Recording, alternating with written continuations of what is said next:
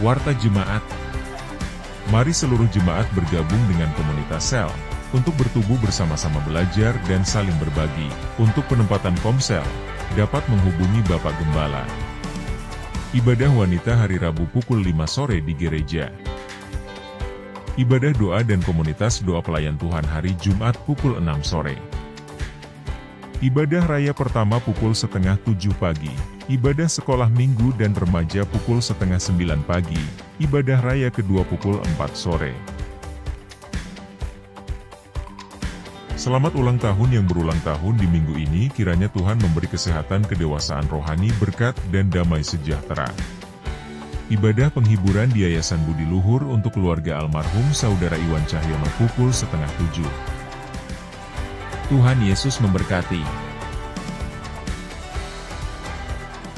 Shalom Bapak Ibu, saudara yang dikasihi Tuhan. Puji Tuhan kalau kita masih diberi kesempatan untuk kita bisa beribadah.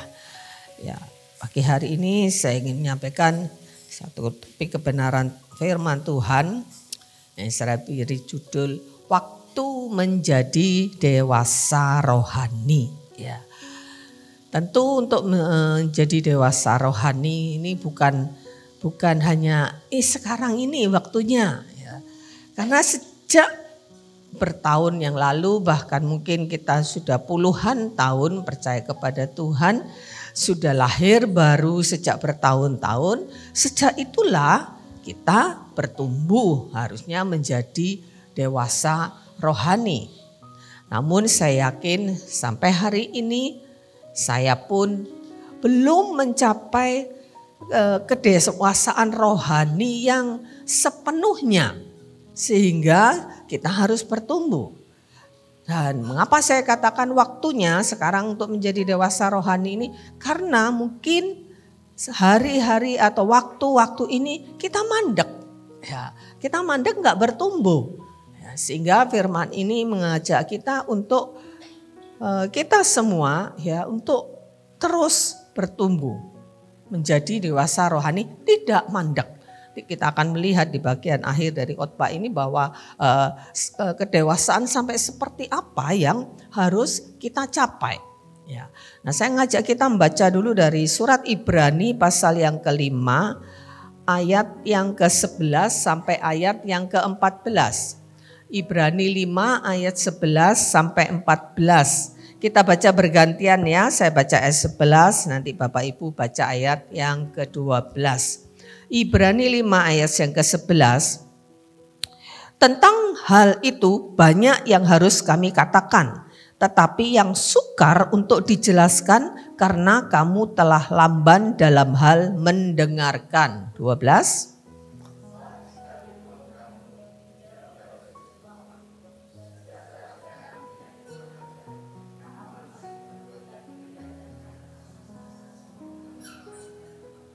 Dan kamu masih memerlukan susu bukan makanan keras. 13. Sebab barang siapa masih memerlukan susu, ia tidak memahami ajaran tentang kebenaran sebab ia adalah anak kecil. 14. Tetapi makanan keras adalah untuk orang dewasa yang karena mempunyai panca indera yang terlatih untuk membedakan yang baik daripada yang jahat. Ya, dari ayat-ayat yang kita baca tadi ini ada kata-kata tentang dewasa, ada kata-kata juga tentang kanak-kanak gitu ya, karena dikatakan masih minum susu ya, minum susu bukan berarti orang dewasa nggak minum susu ya, orang dewasa mungkin juga ada yang minum susu, tetapi kalau yang full makanannya itu susu itu pasti anak-anak ya. Katakan kalau makanan keras untuk orang dewasa berarti sebaliknya kalau susu itu untuk anak-anak. Nah, kita akan melihat ya ada memang dalam kehidupan semua orang itu ada yang namanya fase pertumbuhan ya. Fase pertumbuhan. Kanak-kanak dan dewasa itu adalah suatu fase pertumbuhan ya yang dijalani setiap orang, meliputi pertumbuhan secara fisik juga secara psikis atau kejiwaan maupun secara rohani. Ya, ada berbagai macam aspek di dalam kehidupan manusia ini. Fisik, psikis atau kejiwaan, juga rohani. Nah, dari aspek fisik ya tentu kita tahu semua ya bahwa semua manusia itu melalui tahap kehidupan yang sama semuanya. Nggak ada yang berbeda ya, dari lahir sampai kemudian balita, menjadi remaja, menjadi pemuda, dewasa. Ya, dewasa itu kalau menurut hukum pemerintah Indonesia itu 18 tahun. Jadi kalau masih 17 tahun melakukan tindak pidana itu masih dikenakan pidana anak-anak. Ya, kalau undang-undang perkawinan menetapkan 18 tahun. Ya, 18 atau 19 ya, baru untuk dikatakan dewasa untuk boleh menikah. Untuk punya KTP 17 tahun sudah boleh punya KTP, ya, dianggap sudah dewasa. Sampai kemudian menjadi tua. Ya, ini dialami semua orang. Nggak ada yang bisa loncat. Ya, saya enggak mau melewati masa balita, ya, langsung menjadi dewasa. Nggak bisa. Ya, ini fase yang sudah alami, yang dialami oleh semua orang, tidak terkecuali. Ya. Nah, kemudian secara fisik, ya, secara fisik manusia ya ini tadi secara fisik, kemudian secara psikis, ya secara psikis atau kejiwaan dan mental, yaitu cara berpikir, cara bersikap, cara bertindak, cara bertingkah laku, ya ini tidak ditentukan oleh waktu, tidak ditentukan oleh usia. Ya. Ada orang yang secara usia sudah dewasa, ya, tapi cara berpikirnya masih seperti kanak-kanak, tindakannya masih seperti kanak-kanak. Nah, ini semua ditentukan sebetulnya oleh pola didik. Ya, pola didik orang tua, bagaimana orang tua itu membangun kehidupan anak tidak hanya secara fisik, tidak cukup hanya diberi makan fisiknya tumbuh, tapi bagaimana orang tua membangun kehidupan anak-anak itu secara psikologisnya. Ya, untuk bagaimana dia bisa memiliki perasaan yang bisa diatur gitu, tidak perasaan yang semau-maunya, ya mau seneng mau nangis nggak bisa bagaimana orang tua membangun kehidupan anak-anak secara psikologisnya. Ya, dan ini memang dibutuhkan tidak tergantung oleh waktu ya, tapi tergantung ada anak-anak yang masih mungkin usianya belum bisa dibilang usia remaja, mungkin masih anak-anak, ada usia 7 tahun, usia 8 tahun, 9 tahun, tapi dia sudah dewasa. Saya pernah melihat satu tayangan di YouTube. Ada seorang anak yang masih usia SD, tapi orang tuanya bagaimana mendidik dia di usia SD itu dia bisa punya usaha, ya, punya usaha, kasih modal orang tua, kasih tahu caranya begini-begini.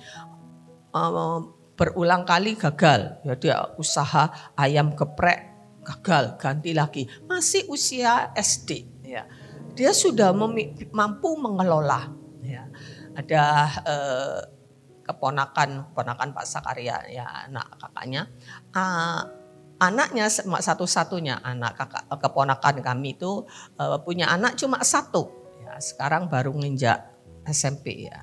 Saya juga baru tahu kemarin ketika kami kumpul keluarga, ya, dia jadi mamanya kerja, papanya kerja, semua pengelolaan keuangan di rumah itu diserahkan ke anak ini, ya, anak ini sekarang baru SMP ya, Rian. Ya SMP kelas 1 ya. Baru masuk SMA. Tapi dia sejak SMP itu dipercayai mengelola keuangan di rumah. Jadi urusan sabun habis semua pembantu tuh mintanya ke dia yang ngatur. Belanja, ya, dia kepercayai sama orang tuanya sejak dia SMP. Dia yang ngatur. Dan sekarang anak ini cukup dewasa, ya Ya, bisa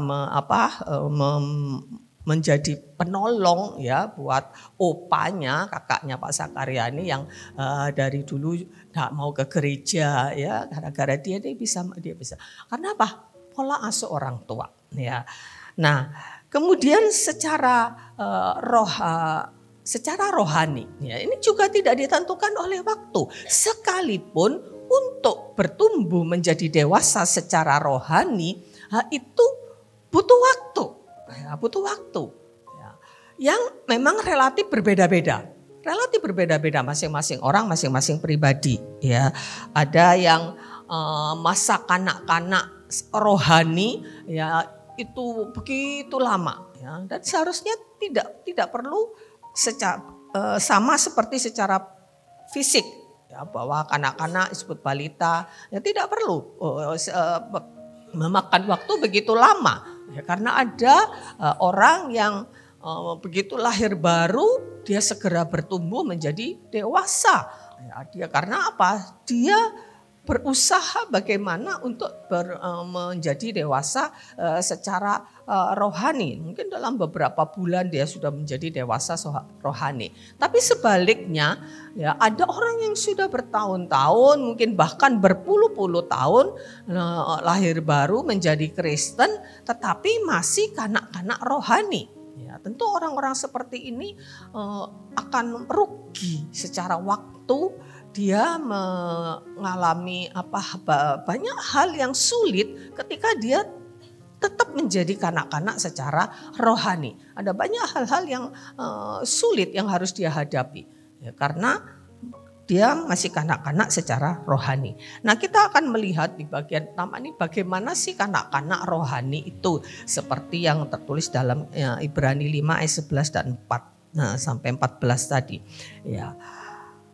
Kanak-kanak secara rohani ciri-cirinya itu masih manusia duniawi. Saya ngajak kita membaca 1 Korintus 3 ayat 1 sampai yang ketiga. 1 Korintus 3 ayat 1 sampai 3 saya bacakan secara cepat. Dan aku saudara-saudara pada waktu itu tidak dapat berbicara dengan kamu seperti dengan manusia rohani, tapi hanya dengan manusia duniawi yang belum dewasa dalam Kristus. Susulah yang kuberikan kepadamu bukanlah makanan keras sebab kamu belum dapat menerimanya dan sekarang kamu pun belum dapat menerimanya karena kamu masih manusia duniawi. Sebab jika di antara kamu ada iri hati dan perselisihan, bukankah hal itu menunjukkan bahwa kamu manusia duniawi dan bahwa kamu hidup secara manusiawi. Ya, ini surat Rasul Paulus kepada jemaat di Korintus juga menjelaskan bahwa Paulus ini tidak bisa berbicara seperti kepada manusia rohani karena mereka masih manusia duniawi yang belum dewasa.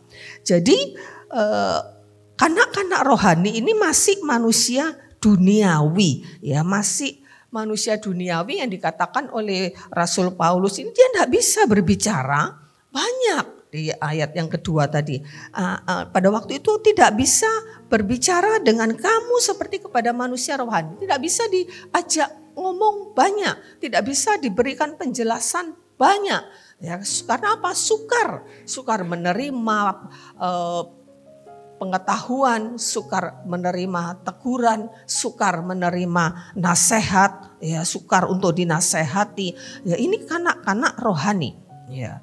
Sebetulnya ini berbeda dengan dalam praktek kehidupan sehari-hari mungkin secara psikis ya, secara kejiwaan anak-anak tuh malah lebih mudah ya, malah lebih mudah dinasehati ya, kalau masih muda itu masih balita lebih mudah karena itu mendidik anak itu sedini mungkin ya. Tapi kanak-kanak rohani ya itu justru sukar untuk dinasehati, sukar untuk ditegur, sukar untuk diberikan penjelasan. Ya.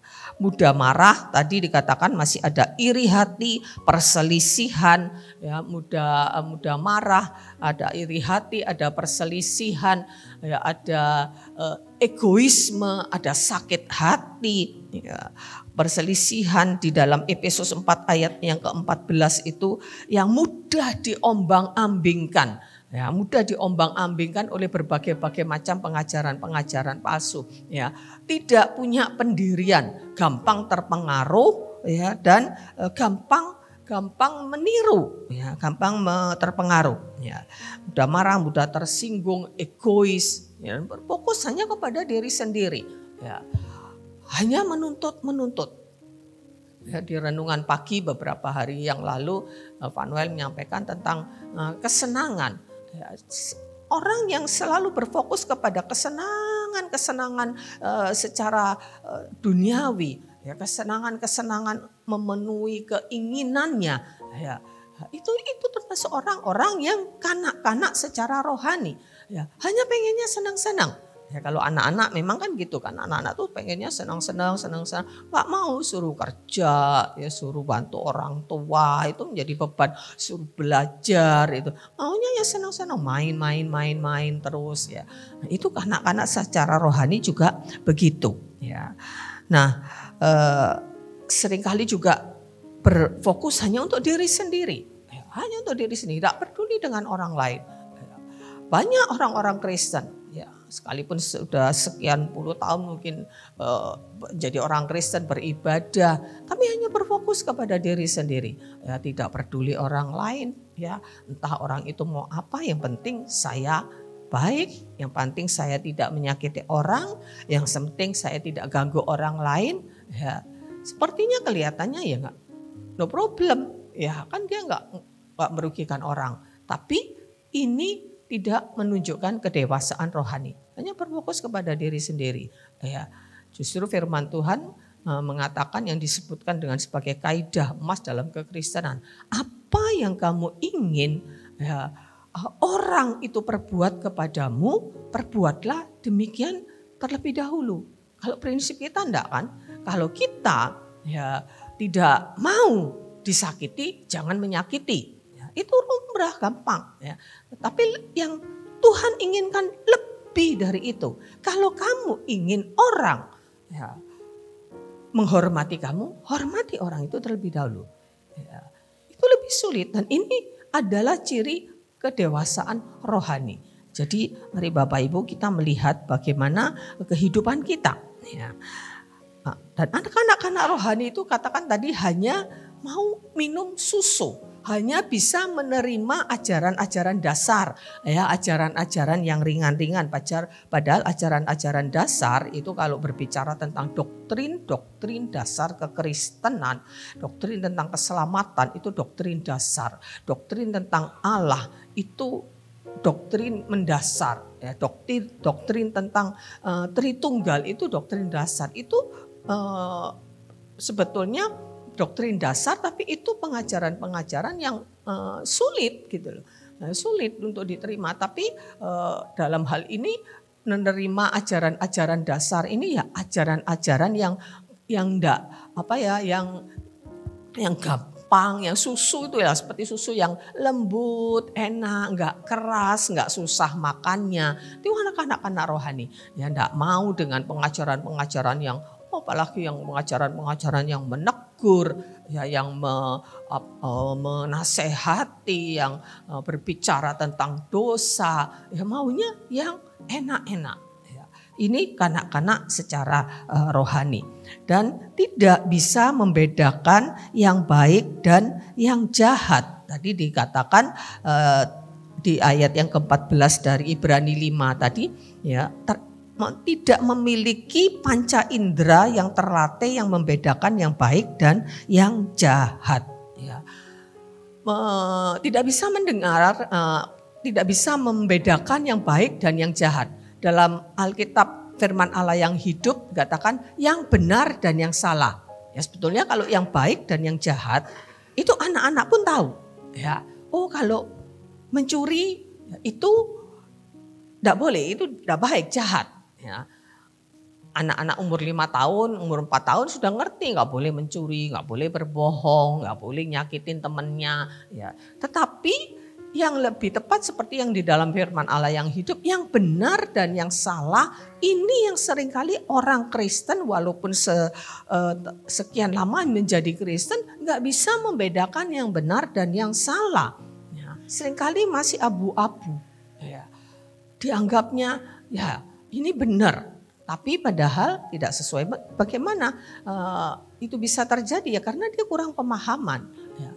Di dalam Alkitab terjemahan sederhana Indonesia juga tidak bisa membedakan ajaran yang benar dan ajaran yang jahat. Ya.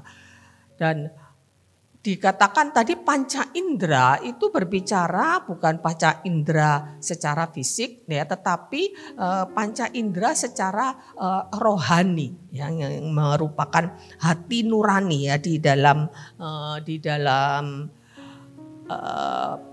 pemahaman ya atau Alkitab yang lain panca indera itu berbicara tentang hati nurani ya, hati nurani. Hati nurani ini tempat Allah berbicara kepada manusia, bagian dari roh kita. Di dalam roh kita ini ada bagian di mana kita bisa menyembah Tuhan. Kita menyembah Tuhan ini dengan dalam roh dan kebenaran.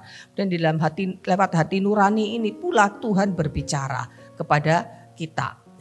Nah, orang yang tidak memiliki hati nurani yang murni, dia tidak bisa membedakan ya antara yang benar dan yang salah.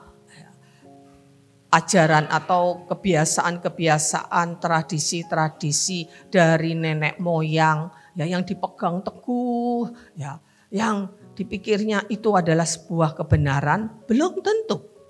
Karena banyak tradisi-tradisi yang menyimpang dari iman Kristen. Kalau tradisi-tradisi yang masih bersifat etika, ya, menghormatan kepada orang tua, is okay, ya, nggak apa-apa kita pegang. Tapi tradisi-tradisi yang bertentangan dengan kebenaran firman Tuhan yang Rasul Paulus pernah ada mengatakan di surat Roma itu yang membelokkan harapan kita dari Tuhan kepada yang lain. Percaya ini, percaya itu, ya percaya hal-hal yang mitos, ya yang sebetulnya tidak berdasar kepada firman Tuhan. Percaya apalagi Hong Shui, ya itu yang tradisi yang bertentangan dengan kebenaran firman Tuhan yang banyak orang Kristen pun tidak bisa membedakan, yang dianggapnya itulah tradisi harus dipegang teguh. Padahal tidak semua tradisi itu benar secara kebenaran firman Tuhan. Karena seringkali ada banyak tradisi yang mengandung kepercayaan yang salah. Di budaya manapun, di suku bangsa apapun, ya di peristiwa apapun, ya di peristiwa seputar pernikahan, seputar kematian, seputar kelahiran, dan di dalam pekerjaan ada banyak ya mitos-mitos, tradisi-tradisi yang bertentangan dengan kebenaran firman Tuhan. Dan ini kita harus tahu sebagai orang yang dewasa rohani. Ya, kita tidak boleh untuk berpegang sekalipun itu mungkin pesan dari nenek moyang turun-temurun. Ada banyak itu Bapak Ibu tahu tradisi-tradisi apa ya di seputar orang mati, harus ini harus itu. Saya tidak ngerti ya di tradisi orang mati itu kenapa gitu kok di lubang-lubang ini dikasih mutiara, itu saya juga tidak paham untuk apa gitu ya. Mungkin ada yang paham ya, kok kenapa di hidung kasih mutiara, sini kasih mutiara, apalagi pokoknya yang lubang-lubang ya. Itu untuk apa gitu loh, maksud saya itu untuk apa gitu ya.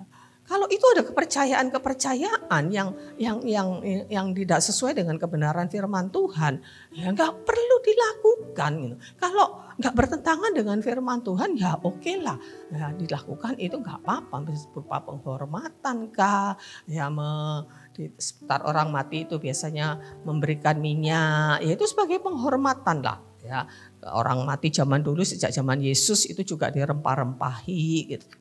Nah, enggak masalah. Tapi kalau yang bertentangan dengan kebenaran firman Tuhan enggak perlu dilakukan. Kalau ada orang mati juga dikasih minyak wangi. Kenapa sih kalau kena muka itu kok enggak boleh, itu kena apa? Saya enggak ngerti juga sampai hari ini. Terus kalau ada yang nangis, air matanya enggak boleh jatuh ke jenazah. Kenapa coba? Dia juga enggak ngerasa kok. Ya, dia juga enggak tahu kok. Ya kenapa? Ya, kok enggak boleh air mata itu jatuh di situ? Enggak tahu, saya juga enggak ngerti itu.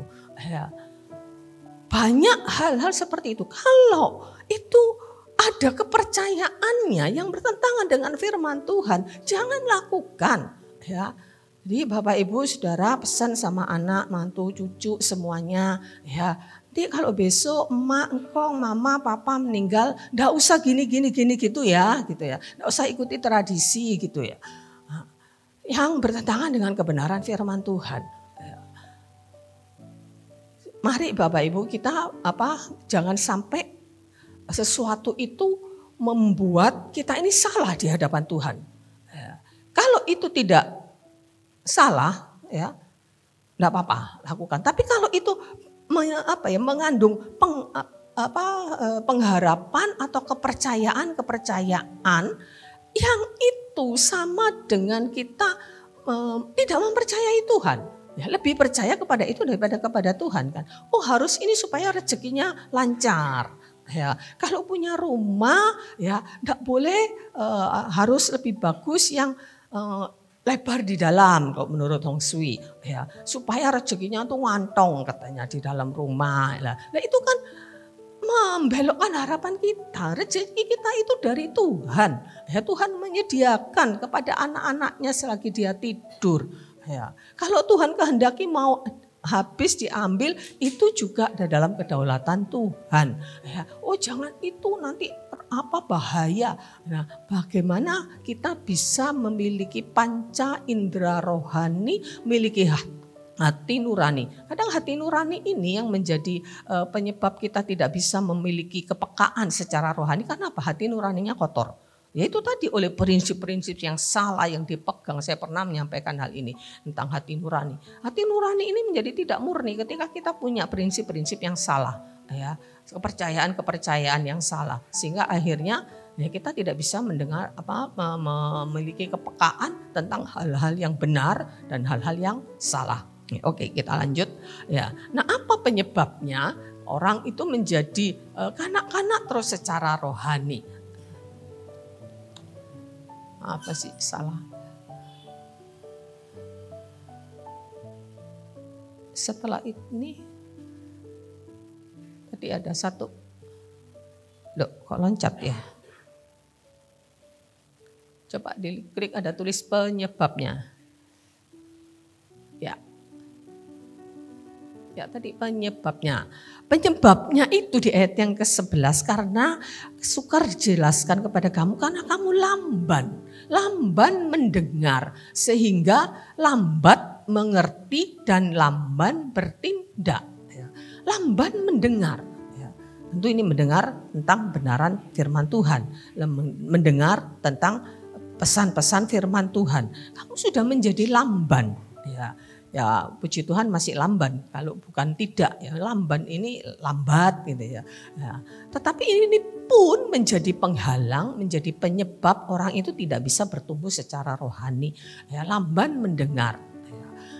Mari kita belajar untuk setia atau cepat tanggap ya mendengar benaran firman Tuhan. Orang tuh kalau ada gosip, waduh langsung kepo, pengen tahu, wah kenapa ya gitu ya. Kalau ada gosip berita ini, berita itu ya sehingga ada istilahnya FOMO ya, fear of missing out, takut ketinggalan tren, takut ketinggalan berita, ya itu tren orang sekarang kepo ya. Nah, tetapi bagaimana dengan kebenaran firman Tuhan? Karena itu lamban ya, mau mendengar, enggak pusing, enggak kepo ya. Kenapa ya kok firman Tuhan seperti ini? Kenapa saya harus seperti ini? Ya, enggak pernah kepo ya sama kebenaran firman Tuhan. Ya, sehingga akhirnya yaitu ya menjadi orang-orang yang tidak memiliki hati nurani yang murni, hati nurani yang terlatih, panca indera rohani yang tidak terlatih, yang tidak lagi bisa membedakan kebenaran dan ketidakbenaran. Jadi lamban mendengar. Ya, itu tadi dan sehingga tidak mempunyai panca indera yang terlatih. Ya, panca indera ini berbicara tentang panca indera rohani ya, hati nurani, tidak memiliki kepekaan, tidak memiliki pengalaman. Jadi katakan di dalam Indonesian Literal Translation itu tidak memiliki kepekaan. Dalam bahasa Indonesia masa kini dikatakan tidak memiliki pengalaman ya secara rohani. Ini penyebabnya ya, karena tadi lamban ya, tidak lamban mendengar ya, maka akhirnya menjadi kanak-kanak rohani. Nah, kita akan melinjak ya, semoga masa kanak-kanak rohani itu kita lewati. Nah, kita akan bertumbuh menjadi dewasa secara rohani. Ya. Nah, untuk menjadi dewasa secara rohani ini proses. Semua pertumbuhan apapun itu pasti proses. Ya, tidak bisa instan. Tidak ada pertumbuhan yang instan. Ya. Selalu merupakan proses. Dan namanya proses itu pasti butuh waktu. Ya, proses ini pasti berbicara tentang waktu. Karena itu harus tebus waktu, harus pergunakan waktu. Ya, gak bisa santai, harus tebus waktu, mempergunakan waktu. Ya, pergunakan waktu yang ada. Ya. Nah, seperti itu tertulis dalam Efesus 5 ayat 16, Kolose 4 ayat 5b, ya, pergunakanlah waktu. Nah, dalam terjemahan bahasa Inggris itu kalau ini pernah saya singgung juga, kalau di bahasa Indonesia itu katakan pergunakanlah waktu yang ada, Efesus 5 ayat 16, pergunakanlah. Tapi dalam bahasa Inggris itu lebih tepatnya itu adalah redeeming the time. Tebus, ya, artinya tebus, artinya banyak waktu-waktu kita ini yang sudah tergadai, yang sudah terjual, yang harus kita tebus. Karena apa? Karena banyak waktu yang tersia-siakan, banyak waktu yang terbuang sia-sia. Ya. Kadang kalau saya berpikir tentang diri saya, ya, saya ini membuang banyak waktu. Ya. Kuliah farmasi, walaupun tidak selesai 7 tahun. Ya. 7 tahun karena saya sudah mencapai di tahap akhir. Ya. Setelah itu kerja, beberapa tahun kerja. Ya. Akhirnya semuanya sia-sia sebetulnya. Ya. Baru Tuhan panggil untuk menjadi hamba Tuhan setelah mama dipanggil Tuhan. Ya. Sekian banyak waktu. Ya. Nah, ada banyak kita juga yang bukan berarti tidak boleh sekolah, ya, bukan berarti tidak boleh kuliah, enggak. Ya, kalau bisa sekolah tuh puji Tuhan. Ya. Tetapi gunakanlah itu untuk kemuliaan Tuhan. Di sekolah menjadi mahasiswa SMA atau SMP pun itu digunakan waktu untuk yang benar untuk memuliakan Tuhan.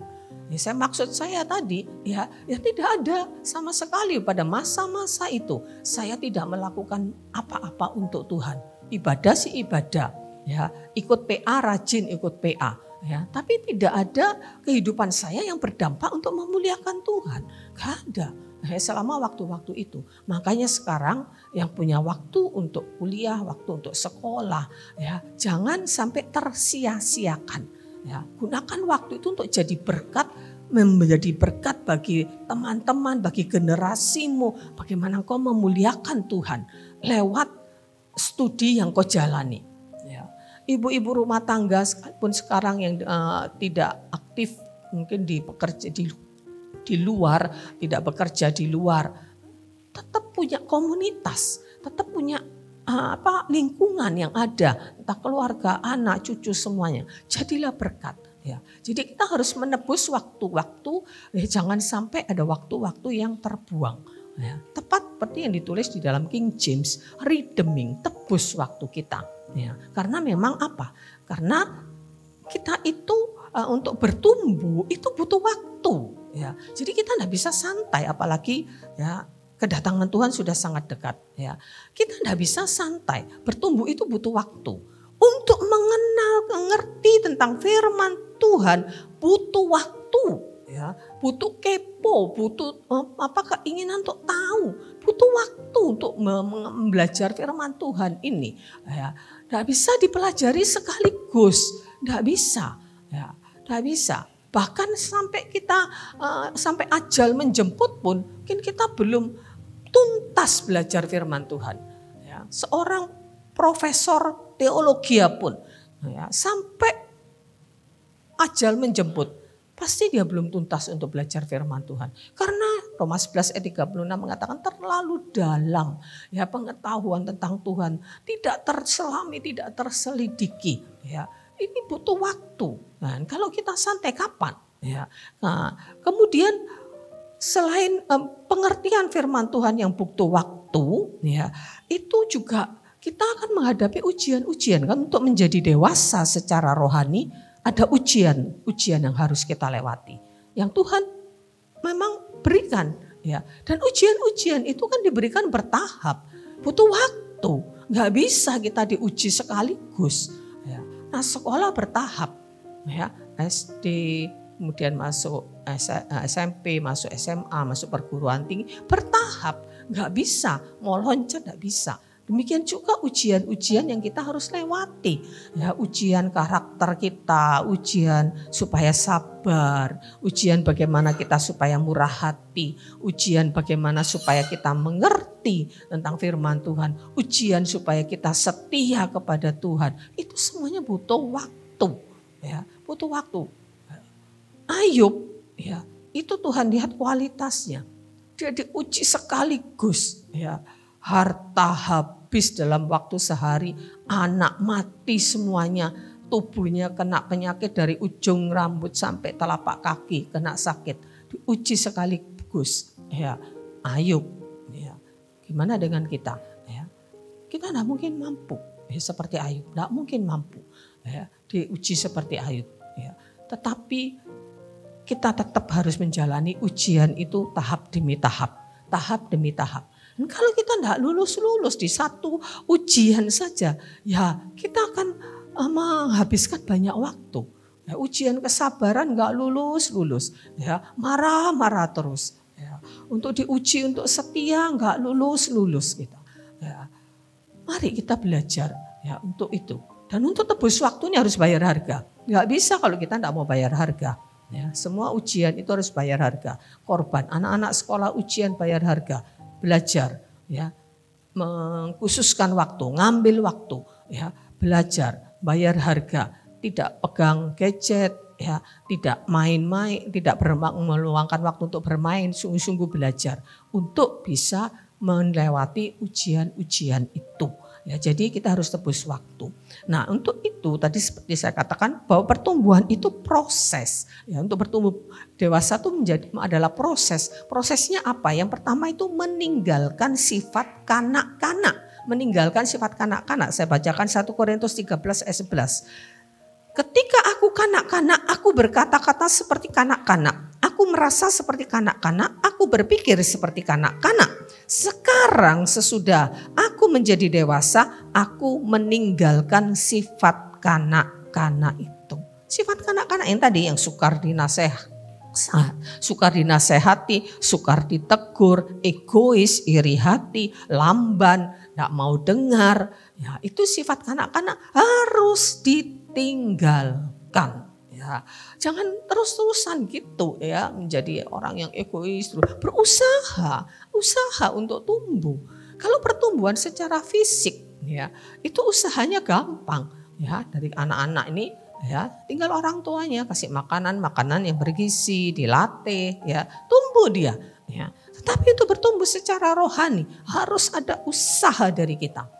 Ya, harus ada usaha dari kita. Gimana kita makan firman Tuhan. Untuk bertumbuh secara rohani. Makanannya tidak ada yang lain kecuali firman Tuhan, kebenaran firman Tuhan. Gimana kalau kita lamban mendengar? Ya, kita pasif.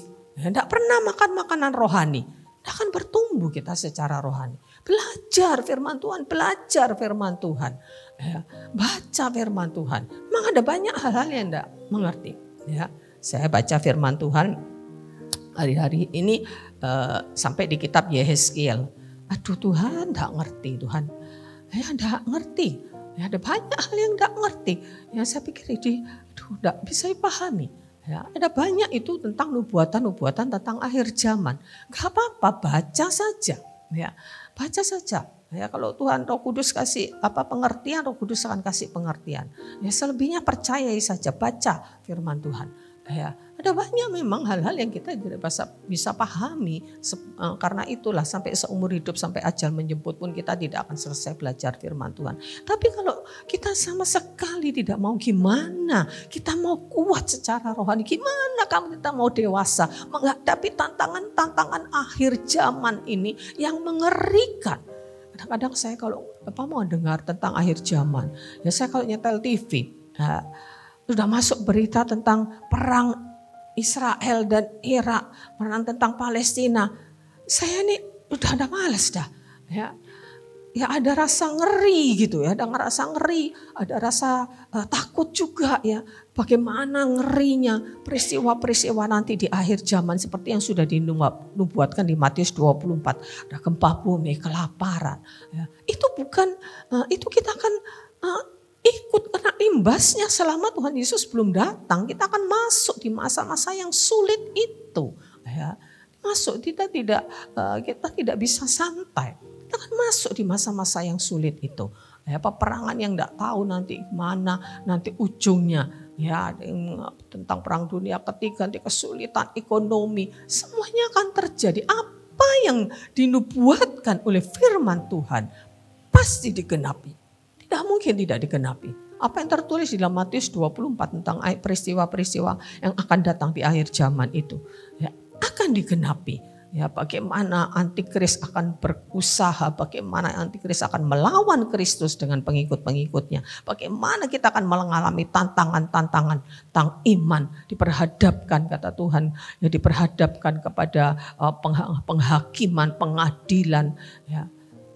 Itu sesuatu yang harus kita usahakan bagaimana kita menjadi dewasa secara rohani sehingga kita mampu ya untuk menghadapi tantangan-tantangan itu ya. Jadi tinggalkan masa kanak-kanak, jangan lagi masih sibuk dengan urusan duniawi, urusan harta, kekayaan. Kita tetap harus cari duit untuk kebutuhan-kebutuhan kita, tetapi jangan berfokus kepada hal-hal duniawi.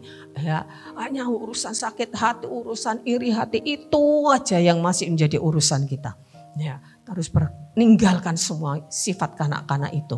Ya, hanya berfokus pada diri sendiri, bagaimana penampilan saya, bagaimana saya bisa berpenampilan cantik, saya berpenampilan wow gitu. Ya, tinggalkan semua itu. Ya, mari kita berfokus untuk bertumbuh. Ya, dan setelah lahir baru itu seharusnya ya kita itu segera bertumbuh, meninggalkan masa kanak-kanak tadi untuk kita berubah. Ya, kebiasaan-kebiasaan buruk, karakter-karakter buruk tadi harus sudah ditanggalkan di dalam Efesus pasal yang ke-4 ayat yang ke-22, yaitu bahwa kamu berhubung dengan kehidupan kamu yang dahulu harus menanggalkan, kata harus di sini, menanggalkan manusia lama yang menemui kebinasaannya oleh nafsunya yang menyesatkan, harus ditanggalkan. Tanggalkan sakit hati, ya. Caranya gimana untuk menanggalkan sakit hati? Berikan pengampunan. Ya, jangan beri ruang di dalam hidup kita ini ya, untuk segala macam hal-hal yang menghambat pertumbuhan. Iri hati, egois, ya, sakit hati, marah, dendam dan sebagainya. Tanggalkan sudah semuanya itu, kemudian mengenakan manusia baru. Efesus 4 ayat 23 dan 24 katakan supaya kamu dibaharui di dalam roh dan pikiranmu. Kamu dibaharui dalam roh dan pikiranmu, mengenakan manusia baru yang diciptakan menurut kehendak Allah di dalam kebenaran dan kekudusan yang sesungguhnya. Harus mengenakan manusia baru, pakai kebenaran yang baru, ya, pakai pikiran yang baru. Roma 12 ayat 2, berubah oleh pembaharuan budimu. Berubah, cara berpikir kita harus dirombak, diperubah total. Cuci otak kita yang lama itu, ya, ganti dengan yang baru. Ya, memiliki cara berpikir yang baru seperti Kristus. Ya, di dalam surat Filipi dikatakan kamu dalam hidupmu bersama menaruh pikiran dan perasaan yang terdapat juga dalam Kristus Yesus. Ya, yang walaupun dalam rupa Allah tidak menganggap kesetaraan dengan Allah sebagai milik yang harus dipertahankan, melainkan telah merendahkan dirinya dan mengambil rupa seorang hamba dan menjadi sama dengan manusia. Ya, jadi harus memiliki pikiran dan perasaan yang seperti Yesus Kristus. Berubah oleh pembaharuan budimu. Makan makanan yang keras. Kemudian jangan makanan susu tadi. Makan makanan yang keras. Makan firman Tuhan yang keras yang menegur dosamu. Itu terima dengan sukacita. Makan firman Tuhan itu. Ya, yang membawa engkau kepada pertumbuhan rohani. Makan itu. Ya, untuk kamu bertumbuh. Ya, kemudian kita perlu orang lain untuk bertumbuh. Kita tidak bisa sendiri. Ya, tidak bisa sendiri. Kita harus hidup di dalam komunitas rohani yang sehat. Untuk apa? Saling menasehati tadi. Kan kalau kanak-kanak kan tidak bisa dinasehati, tidak bisa ditegur, ya, tidak bisa diajar. Ya. Nah, orang dewasa ya harus bisa ditegur. Nah, dan harus ada yang menegur kan? Karena kita pasti butuh ditegur. Kita belum sempurna.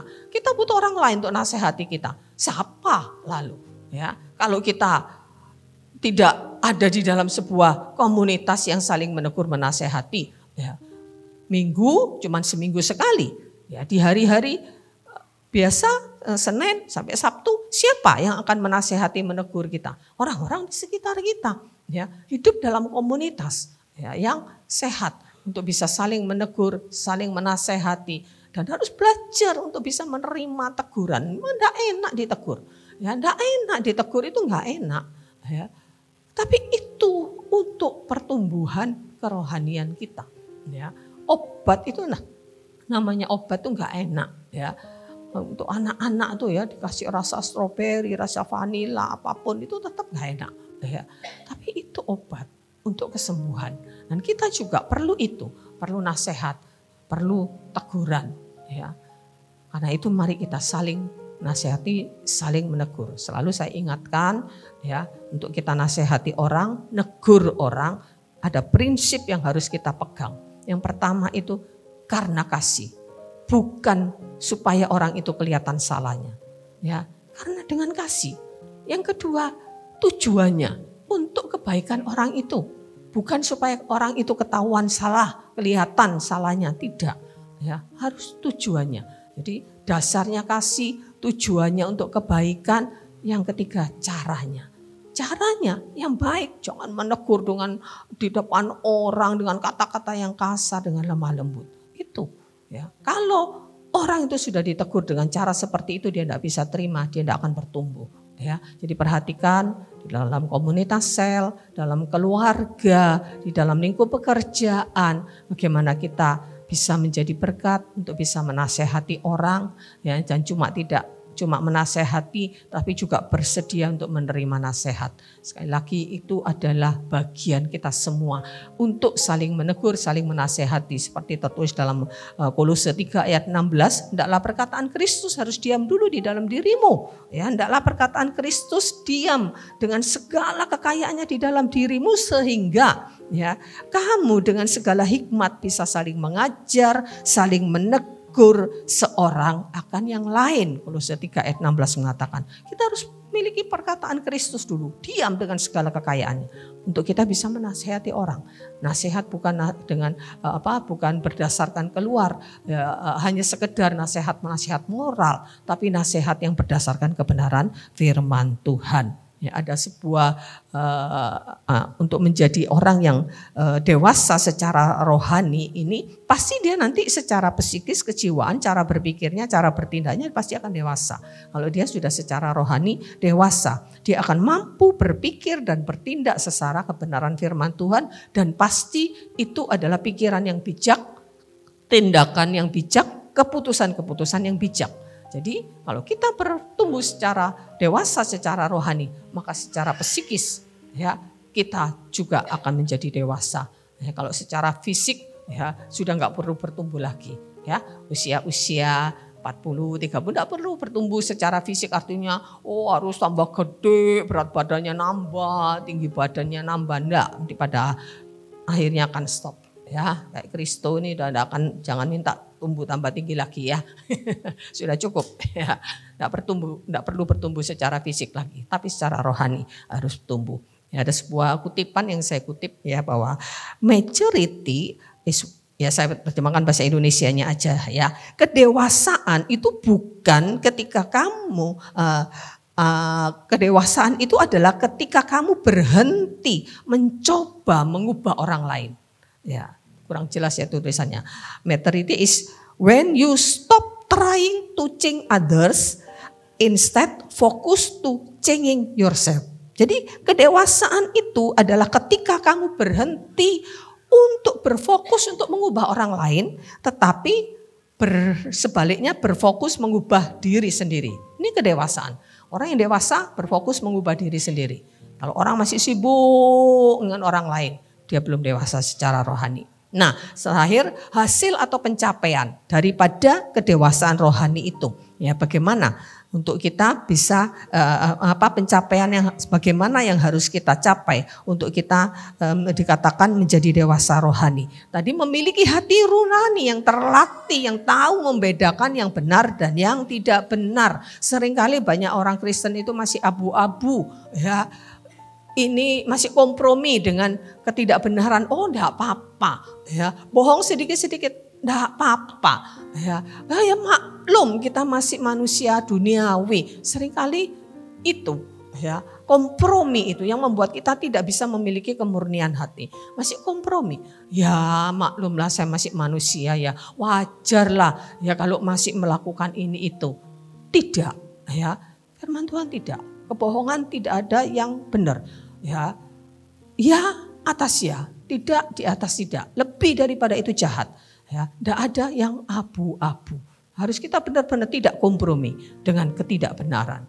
Ya, karena itu miliki hati nurani yang murni. Ya, orang yang dewasa rohani dia akan tahan uji dan lulus ujian demi ujian. Ya, jadi enggak sekali ujian itu demi ujian sampai ajal menjemput pun mungkin kita belum selesai dengan berbagai macam ujian. Sekalipun nanti di batu nisannya ditulis telah mengakhiri pertandingan dengan baik. Kan gitu ya, banyak ditulis di batu nisan. Ya, telah mengakhiri pertandingan dengan baik. Ya, nah harus dipertanyakan apa maksudnya. Kalau telah selesai hidup di dunia it's okay. Tapi apa benar sudah seperti Rasul Paulus, aku sudah mencapai garis akhir menyelesaikan pertandingan dengan baik? Belum tentu, ya. Belum tentu mengakhiri hidup di dunia, mengakhiri pertandingan untuk menjalani hidup-hidup di dunia. Oke, bertanding dengan apa sudah selesai. Ya, tetapi apakah sudah lulus seperti Rasul Paulus? Aku sudah mencapai garis akhir, mencapai iman, sudah tersedia bagiku mahkota kehidupan. Nah itu biarlah nanti ya kalau mau ditulis seperti itu di batu nisannya, berjuang sungguh-sungguh sekarang. Ya, jadi jangan slogan. Ya. Jadi tahan uji, ya, ujian demi ujian, bertumbuh dalam segala hal, bukan hanya dalam satu karakter, tapi dalam segala hal. Efesus 4 itu mengatakan bertumbuh di dalam segala hal ke arah Kristus. Ke arah Kristus, bukan ke arah yang lain. Bukan pendeta yang jadi panutan. Pendeta pun manusia. Ya, jangan mendewakan pendeta, ya, jangan mengagungkan pendeta, ya, bertumbuhnya ke arah Kristus, ya, dalam segala hal, dalam seluruh aspek, ya, karakter, semua karakter bertumbuh ke arah Kristus. Dan kemudian seharusnya di dalam Ibrani ayat awal yang kita baca tadi, seharusnya dari segi usia sudah menjadi pengajar. Artinya orang-orang dewasa ini punya tanggung jawab untuk mengajar. Jangan dewasa-dewasa sendiri. Ya pokoknya saya sudah dewasa secara rohani. Orang yang dewasa secara rohani itu seharusnya menjadi pengajar. Artinya bisa membimbing orang lain. Ya kita tidak hidup sendiri, sekali lagi kita punya tanggung jawab untuk saling menasehati, saling mendegur, saling membangun satu dengan yang lain. Jangan hanya fokus ya wis pokoknya saya sudah menjadi dewasa secara rohani. Kalau kita belum bisa membimbing orang lain, bisa menasehati orang lain, membangun orang lain, kita belum dewasa secara rohani. Ya, jadi harus belajar untuk menjadi orang yang bisa menasehati tapi dengan kasih, dengan baik, dengan cara yang baik untuk bisa membangun orang lain ketika itu orang lemah. Harus jangan tak peduli, ya, jangan tak peduli dengan orang lain. Kita ini hidup satu tubuh di dalam Kristus, ya, bukan siapa-siapa di antara Bapak Ibu semua ini. Satu tubuh, Kristus adalah kepala dan kita semua ini adalah anggotanya. Ya, kalau tangan ini sakit, ya, kalau gigi sakit, semua ikut merasakan sakit. Jangan tidak peduli. Ya, kita kalau terlepas dari tubuh ini mati. Ya, nggak ada tangan ini kalau lepas dari tubuh ini dia bisa hidup, dia bisa ngambil sendiri. Nggak ada. Ya, terikat di dalam satu tubuh. Kristus adalah kepala. Jadi jangan pernah tidak peduli dengan sesamamu. Ya, pokoknya senang sendiri, tumbuh sendiri, ya, merasa dewasa sendiri. Ya, kita harus menjadi pengajar orang lain, barulah kita menjadi dewasa. Yang kemudian orang yang dewasa secara rohani ini sudah layak menjadi mempelai Kristus, seperti Rasul Paulus katakan, aku sudah mempertunangkan kamu dengan Kristus. Nanti sampai akhirnya di kitab Wahyu dikatakan ada pernikahan anak domba. Jadi antara jemaat Tuhan, siapapun itu jemaat Tuhan ya, yang sudah dewasa secara rohani itu layak menikmati pesta kawin anak domba Allah. Kita dipertunangkan dengan Kristus, menjadi satu dengan Kristus nantinya. Ya, jadi kita ini adalah calon-calon mempelai Kristus. Ya, tidak ada orang, karena itu pemerintah saja menetapkan batas anak-anak itu untuk menikah itu tidak bisa, ya harus ya, sekalipun ada banyak orang yang menikahi anak-anak masih 12 tahun sudah menikah ya, tapi secara hukum pemerintah pun tidak boleh ya, harus 17 tahun ya atau 18 tahun gitu ya. Nah, kita juga harus dewasa secara rohani, baru Tuhan akan menjadikan kita mempelai-mempelainya. Dan yang terakhir adalah bahwa tidak ada batas pencapaian. Oh sudah sampai di sini, tidak. Seumur hidup pun ya, sampai kita mencapai kedewasaan yang penuh. Ayat yang terakhir yang ingin saya bacakan di dalam Efesus 4 ayat yang ke-13. Sampai kita semua telah mencapai kesatuan iman dan pengetahuan yang benar tentang anak Allah, kedewasaan penuh dan tingkat pertumbuhan yang sesuai dengan kepenuhan Kristus. Ini goal terakhirnya, bukan asal oh iya saya sudah rajin kok ke gereja, ya saya sudah setia kok, ya saya sudah baca firman Tuhan setiap hari kok, ya sampai pertumbuhan kedewasaan rohani kita itu sampai mencapai kedewasaan yang penuh, ya ini rasanya sampai ajal, sekali lagi sampai ajal menjemput pun ini belum bisa kita capai, ya. Tapi Tuhan itu tahu ya, bukan berarti nanti lalu dibuang sama Tuhan, enggak ya. Selebihnya ya, kalau Tuhan itu punya kedewasaan penuh itu, kalau misalkan targetnya segini ya, kita hanya mampu segini, selebihnya kasih karunia Tuhan ya. Kalau kita dikatakan di dalam Matius 5 ayat 48, hendaklah kamu sempurna seperti Kristus, seperti Allah sempurna ya. Itu tidak berarti kita bisa sepenuhnya sempurna selagi kita di dunia. Kesempurnaan akan kita capai nanti di kekekalan. Yang penting kita berusaha. Seberapa kita berusaha, Tuhan itu sangat tahu isi hati kita.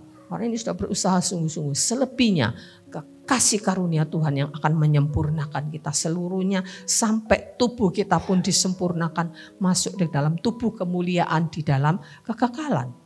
Ya, jadi mencapai kedewasaan yang penuh, tingkat pertumbuhan yang sesuai dengan kepenuhan Kristus. Jadi mari Bapak Ibu, kita terus bertumbuh ya, menjadi dewasa secara rohani. Jangan hanya puas dengan seperti ini saja. Ini seperti jemaat yang suam-suam kuku, itu jemaat yang puas tidak apa adanya. Panas tidak, dingin pun tidak. Nah, Tuhan aku akan muntahkan ya kalau orang-orang yang seperti ini ya. Jadi kita harus bertumbuh ya. Selebihnya susah memang, tidak mudah. Selebihnya itu kasih karunia Tuhan yang akan memampukan kita. Kasih karunia Tuhan itu menyertai kita. Tuhan menetapkan langkah-langkah orang yang hidupnya berkenan kepadanya. Jatuh tidak akan sampai tergeletak, Tuhan menopang. Amin. Ayo Bapak Ibu, mari kita bertumbuh terus menjadi dewasa secara rohani ya. Gagal, bangkit lagi. Amsal mengatakan orang benar 7 kali dia jatuh, 7 kali dia akan bangkit. Dia akan terus menuju sampai kepada semampu kita. Ya. Selebihnya kasih karunia Tuhan akan menolong menyempurnakan kita. Tapi kita harus ada usaha, jangan santai. Ya, jadi mari firman Tuhan pagi hari ini kita harus sungguh-sungguh menjadi dewasa secara rohani. Ya, menjadi tua secara usia itu pasti. Tetapi untuk menjadi dewasa itu sebuah pilihan. Pilihan kita. Kalau usia tua itu pasti ya, gak usah kita usahakan umur pasti nambah Bapak Ibu ya. Gak usah saya mau cepat-cepat ya, mau jadi dewasa bisa cepat menikah. Tidak bisa ya, usia bertambah tua itu alami pasti, tetapi untuk menjadi dewasa itu pilihan kita, tergantung bagaimana kita harus memilih. Amin.